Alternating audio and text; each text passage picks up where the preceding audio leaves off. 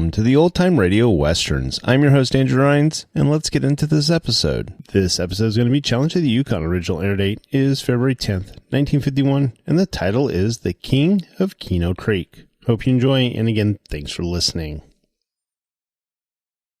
Challenge of the Yukon.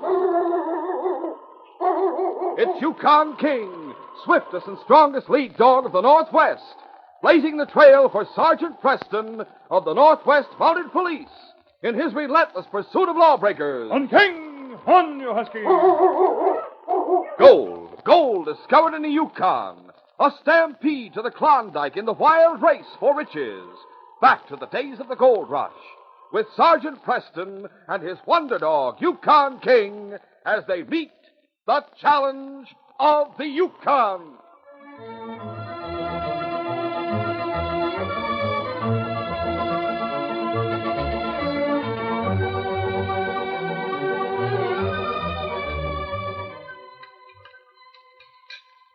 Roy Dana was just finishing his midday meal in his cabin on Keeno Creek when he heard a knock at the door.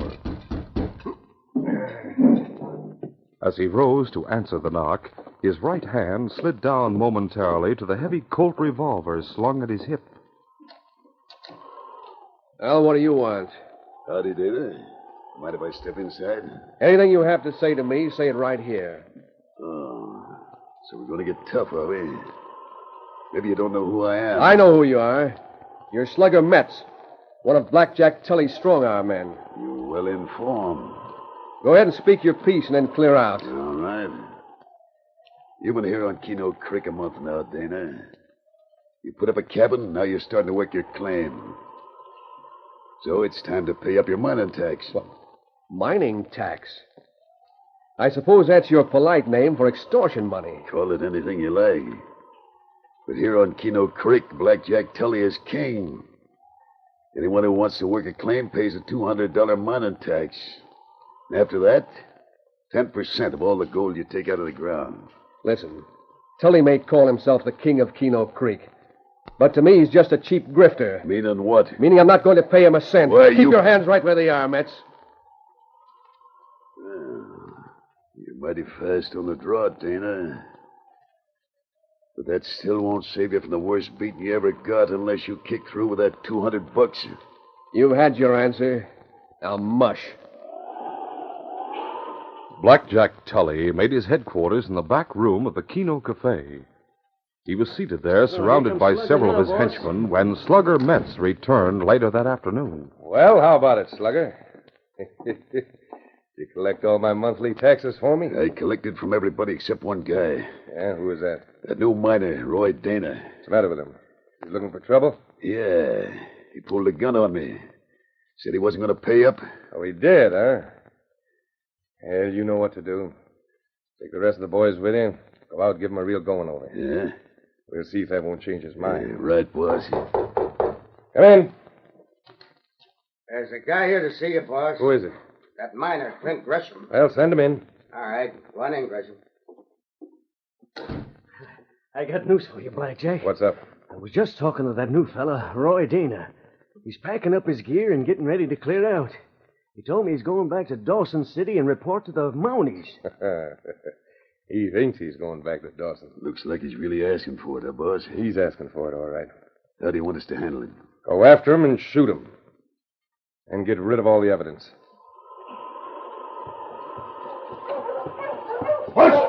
Hush, you husky! Slugger, Metz, and Jeb drove the dog team and sled along the rock-studded trail that rimmed Eagle Canyon. Jeb was riding in the sled. They approached a huge boulder formation. Jeb shouted, Hey, Slugger. There's a place we can wait for Dana. Yeah, you're right. I'll stop the dogs. Gee, you husky! With the skill of an expert dog handler, Slugger guided his dogs and sled off the trail to the shelter of the huge rock. Ho there, ho! Ho there.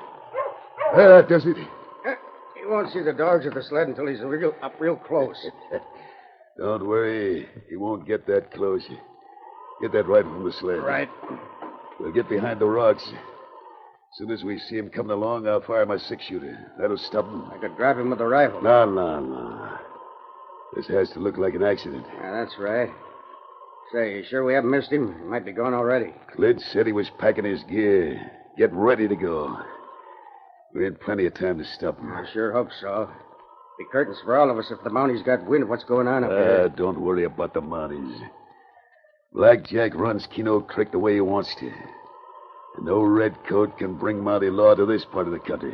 You mean Blackjack could kill a Mountie? Well, he told us to kill Dana, didn't he? Yeah, Hold it, but Jeb, hold it. Here, dog team. Yeah, it's Dana. Get set, Jeb. But don't use the rifle unless you have to. It was several weeks later in Dawson City. Sergeant Preston was on duty at Mounted Police Headquarters when a young sourdough came into the office. Herrick is my name. Lou Herrick. Oh, glad to know you. I'm Sergeant Preston. Have a chair. Thanks. What can I do for you? I'm here to report the disappearance of my partner. His name is Roy Dana. I think he's been murdered. For quite a while, Roy and I have been on the lookout for a good claim. Then last August, we got wind of a new gold strike up on Keeno Creek. That's quite a ways northeast of here. Yes, I know. Roy was out of a job at the time. So we arranged that he'd go up there first and stake out a claim and get things started. Later on, I was to join him. When was that? A couple of weeks ago. I finally quit my job and headed up to Keeno Creek. When I got there, I found Roy's cabin all right. But the place was cleaned out and Roy was gone. Couldn't you find out anything about him from the other miners on the creek? No, that's the funny part of it. No one would tell me anything. They all seemed frightened. A lot of them wouldn't even talk to me.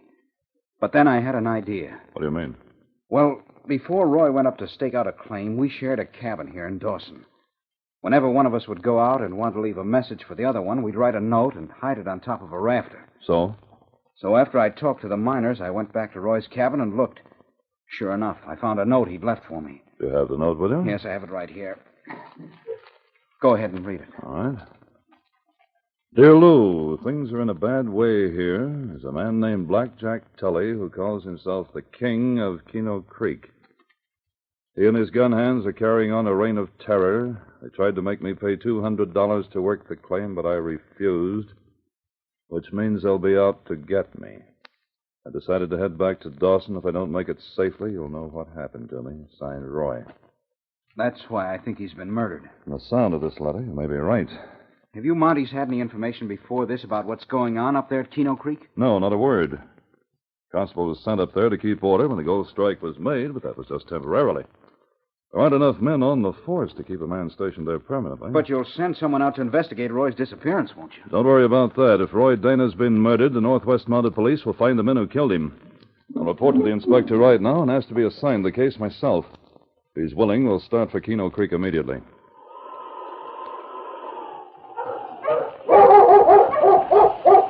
With the weather clear and the trail hard-packed, the trip to Keeno Creek was completed in 10 days. When Sergeant Preston and Lou Herrick arrived in sight of the mining camp, the sergeant called a halt. Looking. Hold on. you Huskies, hold it. What are we stopping for, Sergeant? I think it'll be better if we aren't seen together, Lou, so we'll split up here. You go on to your cabin, and I'll start questioning some of the miners along the creek. Perhaps I can pick up some information before I call on Black Jack Tully. Anything you say, Sergeant. In the meantime, good luck. Oh, thanks, Lou. All right, on King. On, you Huskies.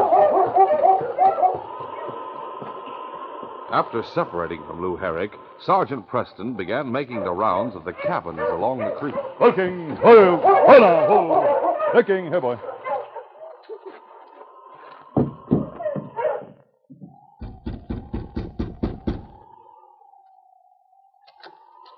Sergeant Preston. What? Joe Carver, I didn't know you had a claim up here. Well, I sure didn't expect to see you and King up this way either. Come on in. Come on, King. Pull up a chair. Fix you some coffee. Why, thanks, Joe, but don't bother. I'm hoping you can give me some information. Information? About what? About the situation here on Keeno Creek. I don't know what you mean. Well, you know well enough what I mean. Black Jack Tully and his hired thugs are conducting a reign of terror among the miners. Is that why you came here? I came here to enforce the law. What happened to Roy Dana? He's dead. Murdered? I reckon so. How'd you find out about it? Tully and his gang saw to it that the news got around among the miners. He figured it'd scare us more than ever. Have you been forced to pay tribute to Tully? Maybe. Maybe not. I'm not talking. Look, Joe, the situation can be cleared up, but I'll need evidence. Evidence? If I was to make any charges against Tully, give you an excuse to arrest him, my life wouldn't be worth a plug nickel. Neither would yours. Is that supposed to frighten me? For the love of Mike, Sergeant, you don't realize what you're up against here. If you take my advice, you'll clear out while you're still healthy. I said I came here to enforce the law, and I intend to do just that. This isn't Dawson. We're in the back country, a couple of 100 miles from the nearest Mountie post. What do you think one man can do against a whole crew of gunslicks? You speak as though all the miners are spineless. Am I to take it that if it comes to a showdown, none of you will be on my side? Sure, we'll be on your side, but you'll never get the miners to make a stand-up fight. They're all scared to move, same as I am. Maybe I can change their minds. I tell you, it's hopeless. They don't even trust each other. Tully's got spies who report everything that goes on. You mean he has spies among the miners themselves? That's right. Do you know any of them? Well, I know one of them, Clint Gresham. Clint Gresham, eh? Now, suppose I do manage to organize a handful of miners who'll stand up against Tully. May I count you in? Yeah, I reckon you can. But I still say it's hopeless. Well, Joe, we'll see about that. Almost every miner whom Sergeant Preston visited displayed the same attitude, an attitude of fear and apathy. Darkness was falling when he finally arrived at the Keeno Cafe, which was located near the end of the creek. The place was crowded with sourdoughs, but a hush fell over the room as they saw the Mountie enter and walk up to the barkeeper. What can I do for you, Redcoat? I'm looking for Blackjack Tully. He's in the back room. I'll tell him you're here. Don't bother.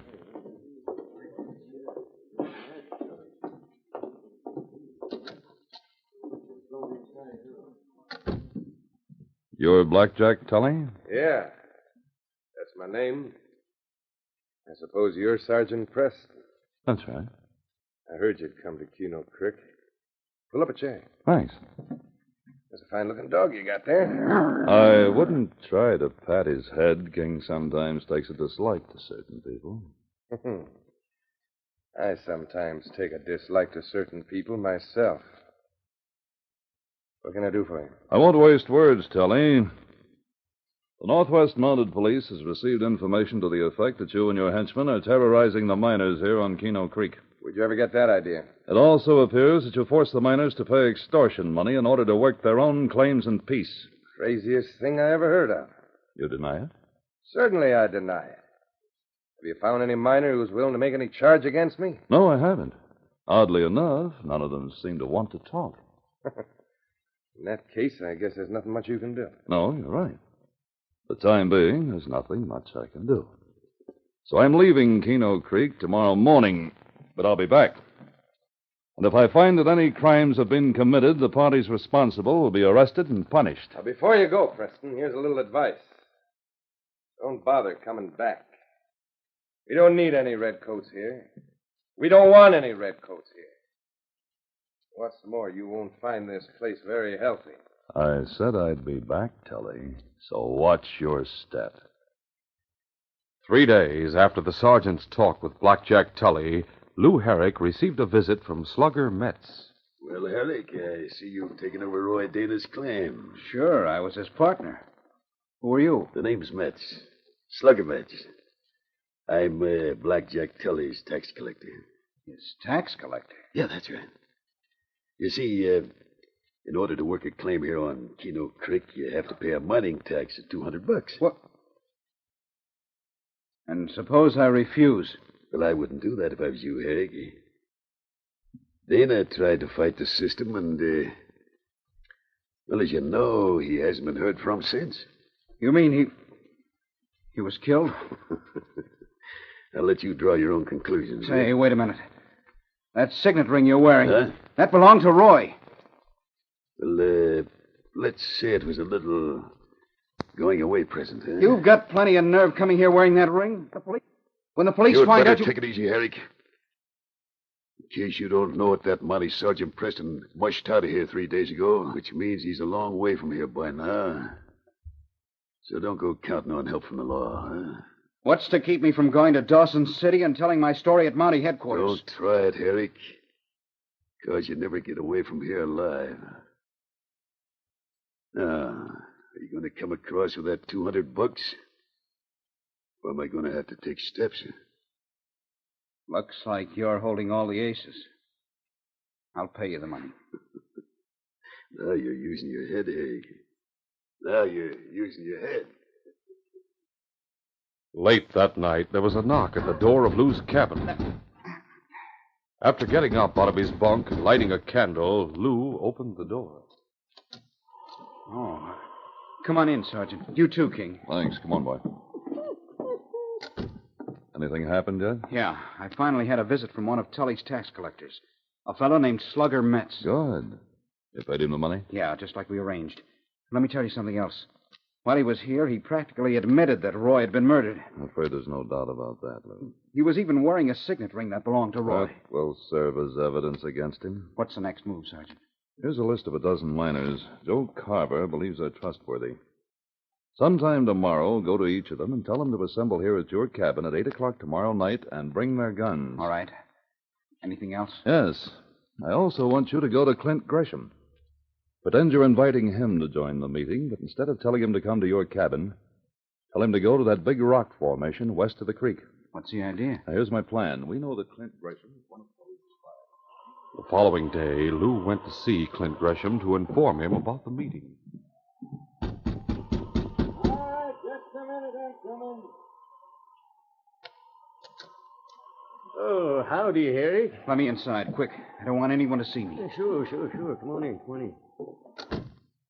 What's up? Now, look, Gresham. If I tell you something confidentially, can I trust you not to repeat it in the wrong places? Well, of course you can trust me, Harry. I won't be the word of it. All right. I reckon you don't like the way Tully runs things around here any more than the rest of us do. Doggone right I don't like it.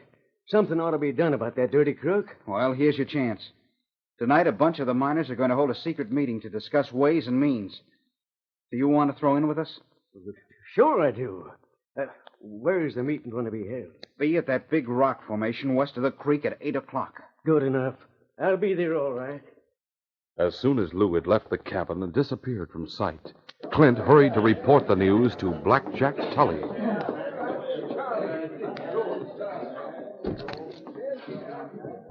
Hey, boss. Well, what are you looking so excited about, Gresham? Wait till I tell you, boss. A bunch of the miners are fixing to hold a secret meeting tonight. What's that? Yeah. They're going to discuss ways and means of changing things around here. Oh, they are they? How'd you find out? I found out from Lou Herrick, that new guy that just took over Dana's claim. He came around to my cabin and invited me to join the meeting. Well, that sneaking skunk. Should we go out and give him the works, boss? Oh, we can attend to him later.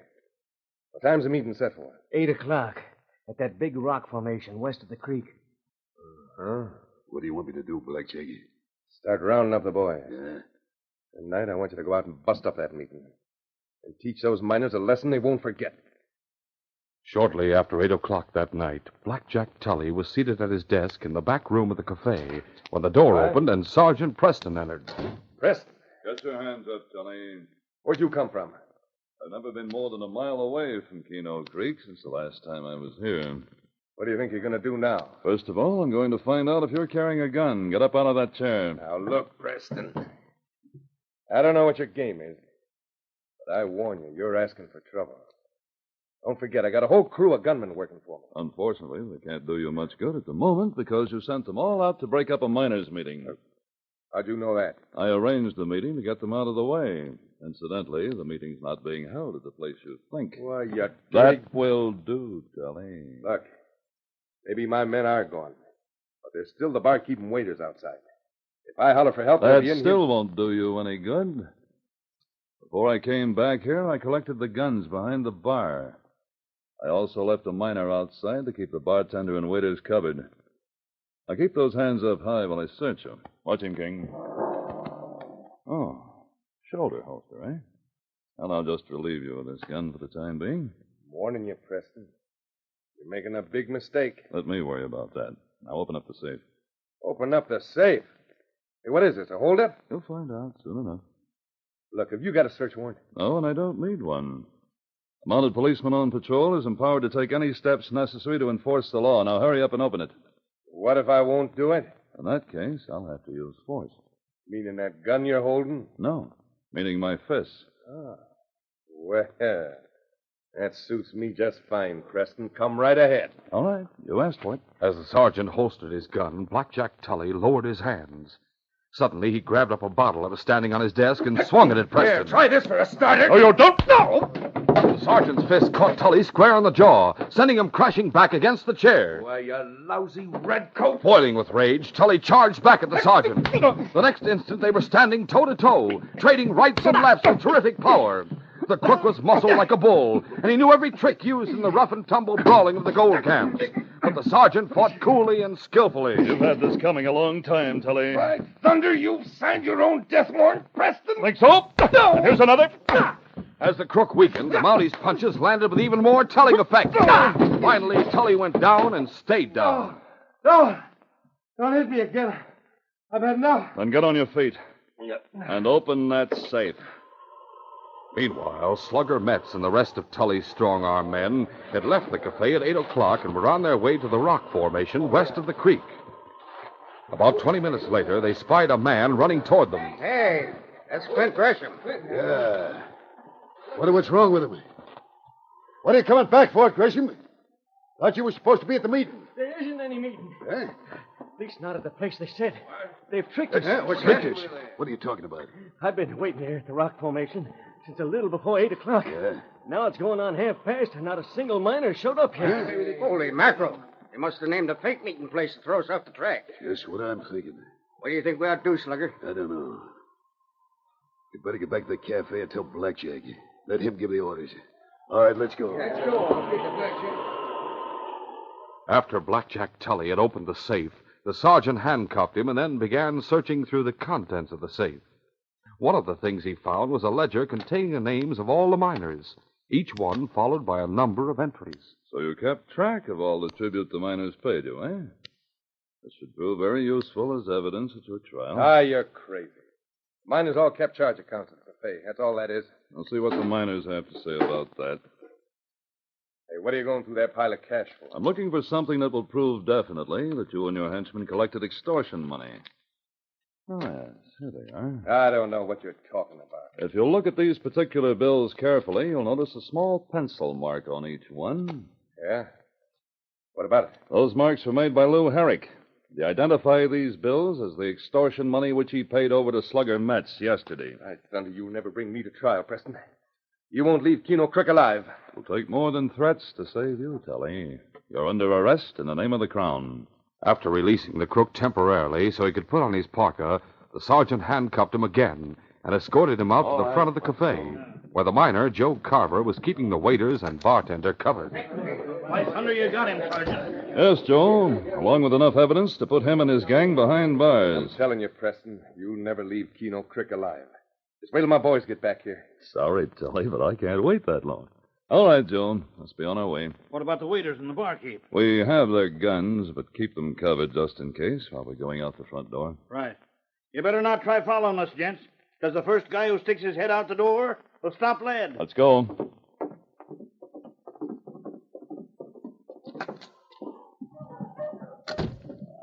All right, Tully, this is my sled. Sit down. You're going to pay I for this, said Preston. sit down. All set, Joe? Yeah? I'm ready, Sergeant. Hey, wait a minute. Look there, coming up the trail. Yeah, it's my boys. They're coming back. Now, by thunder, you two will get what's coming to you. Hey, Slugger, Keep hurry! quiet and stay on that sled. What are we going to do, Sergeant?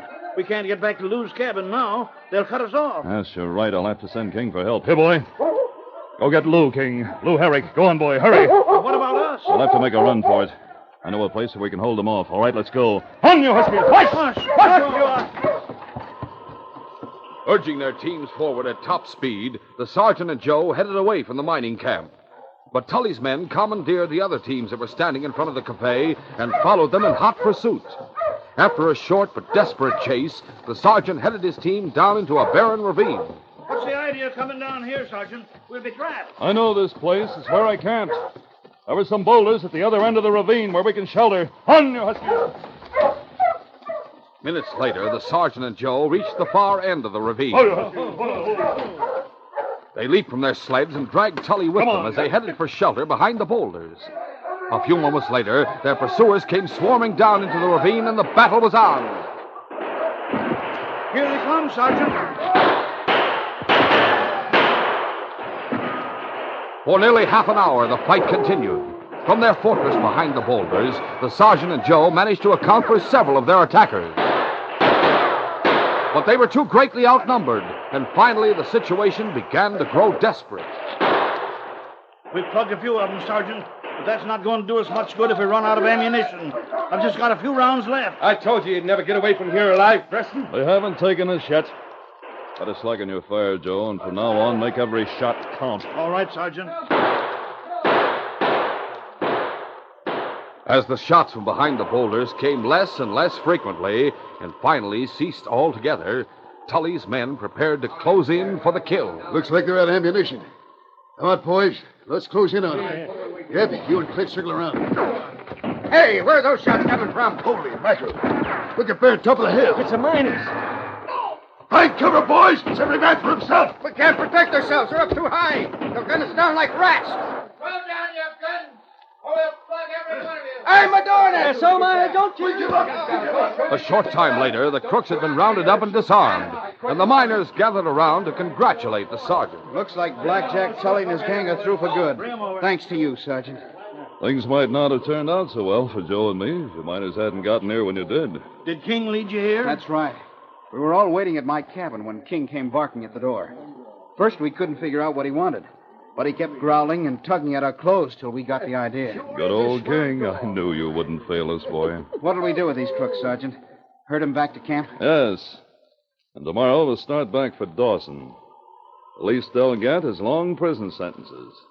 And if we convict them of Roy Dana's murder, they'll all hang. You can't pin that on us, Preston. Don't be too sure of that, Tully. Slugger Metz is wearing Dana's ring. The miners can testify that your men spread word of Dana's murder, and we have an incriminating letter that Dana wrote. Hey, now, wait a minute. I'm not going to swing for this shooting. In that case, you'd better talk and talk fast. Shut up, you fool. I won't shut up. I had nothing to do with it. Tully's men bushwhacked Dana and threw his body into Eagle Canyon. Well, Tully, that's all we needed to know. Your reign as the king of Keeno Creek is over. When you and your gang have paid the penalty for murder, this case will be closed.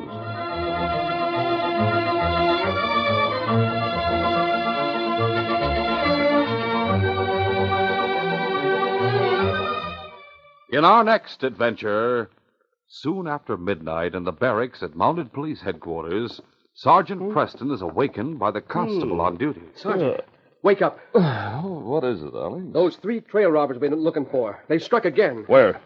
They just held up Sullivan's roadhouse south of Dawson. Start hitching our teams, Alex. I'll be right with you. This may be our chance to run down those 3 outlaws. Sergeant Preston is setting out on a dangerous trail, the trail of 3 clever and desperate gunmen. If he does succeed in tracking them down, there's sure to be a gun battle, a battle which may cost the sergeant his life. So be sure to hear this exciting adventure tomorrow.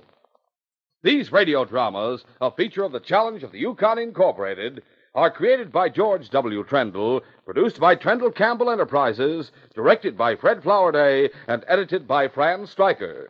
The part of Sergeant Preston is played by Paul Sutton. They are brought to you every Saturday and Sunday.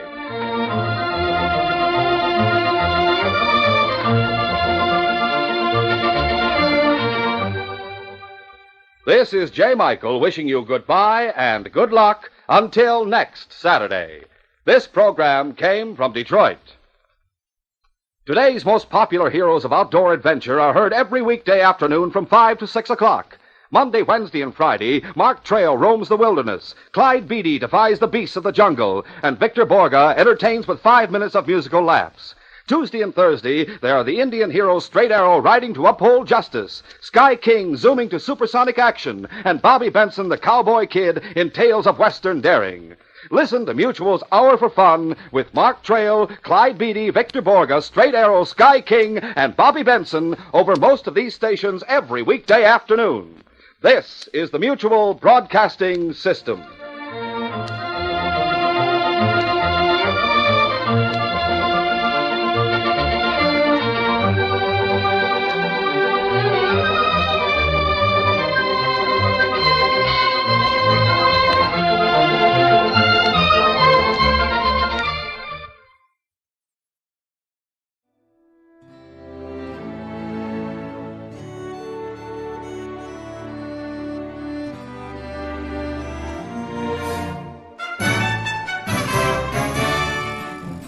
This has been a presentation of OTRWesterns.com, and we hope you enjoyed. Please take some time to like and rate our shows in your favorite podcast application. Follow us on Facebook by going to OTRWesterns.com/Facebook. Subscribe to our YouTube channel by going to OTRWesterns.com/YouTube. And send us an email, podcast@OTRWesterns.com. You can call and leave us a voicemail, 707-986-8739. This episode is copyright under the Attribution Non-Commercial Share Alike copyright. For more information, go to OTRWesterns.com/copyright. Have a great day, and thanks for listening.